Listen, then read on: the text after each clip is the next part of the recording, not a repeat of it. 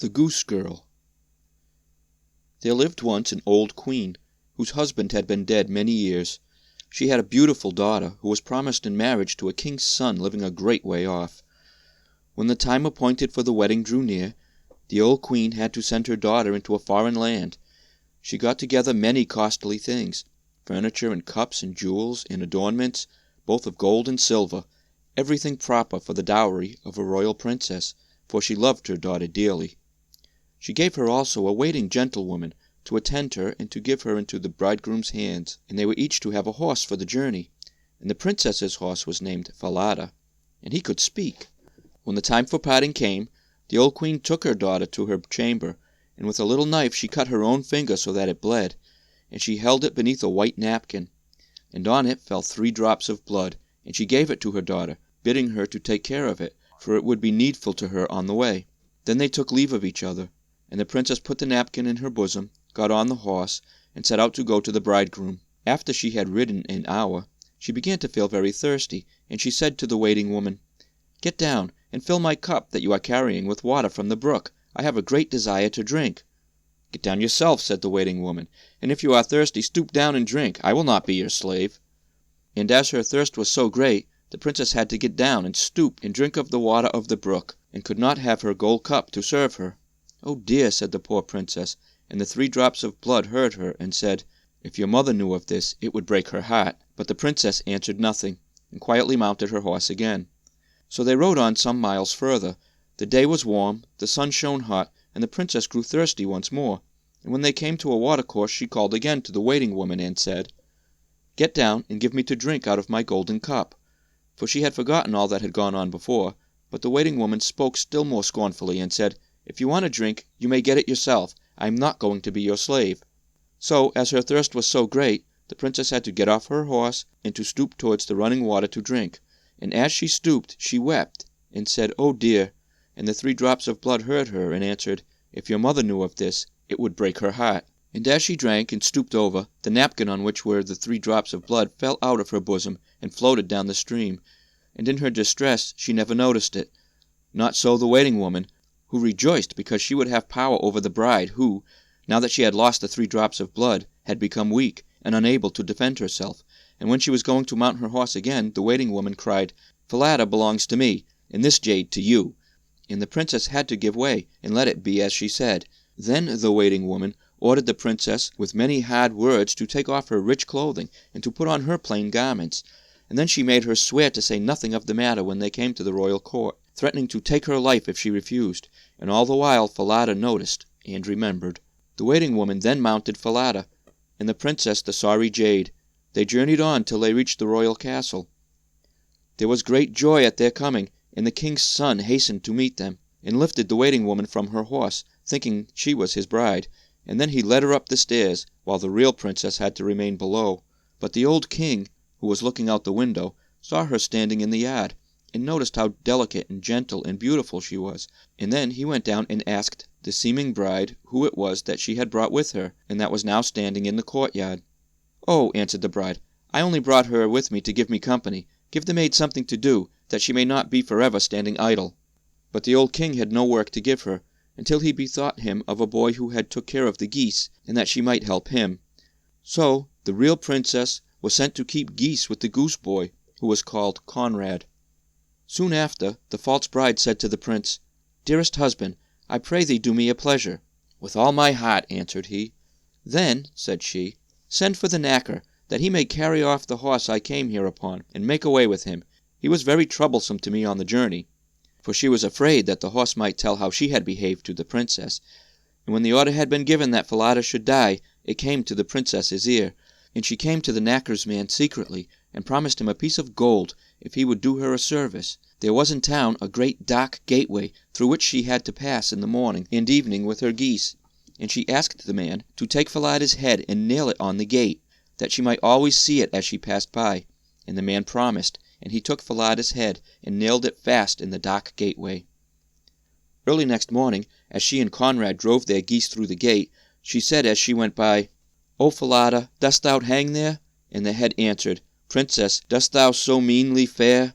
But if thy mother knew thy pain, her heart would surely break in twain."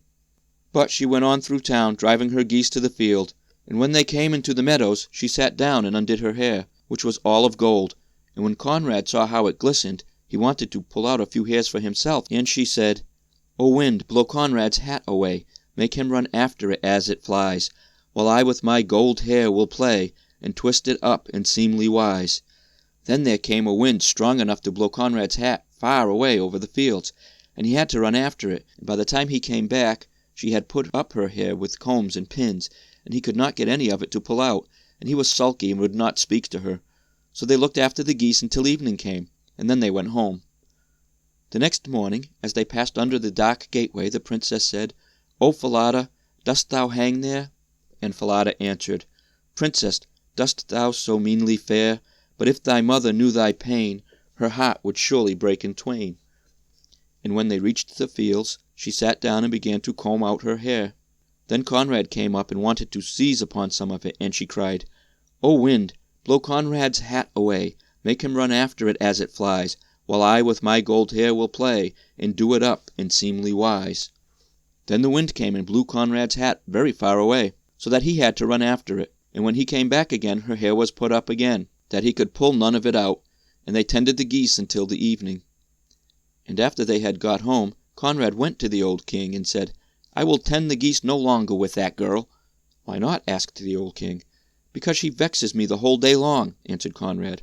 Then the old king ordered him to tell how it was. "Every morning," said Conrad, "as we pass under the dark gateway with the geese, there is an old horse's head hanging on the wall, and she says to it, 'O Falada, dost thou hang there?' And the head answers, 'Princess, dost thou so meanly fare? But if thy mother knew thy pain, her heart would surely break in twain.'" And besides this, Conrad related all that had happened in the fields, and how he was obliged to run after his hat.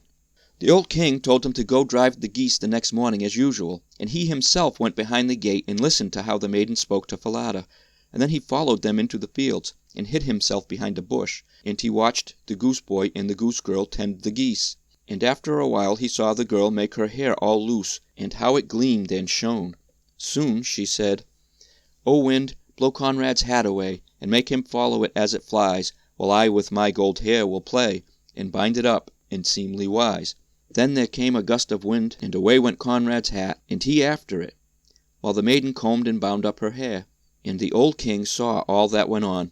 At last he went unnoticed away, and when the goose girl came back in the evening he sent for her, and asked her the reason for doing all of this. "That I dare not tell you," she answered, "nor can I tell any man of my woe. For when I was in danger of my life, I swore an oath not to reveal it." And he pressed her sore, and left her no peace. But when he could get nothing out of her, at last he said, "If you will not tell me, tell it to the iron oven," and went away.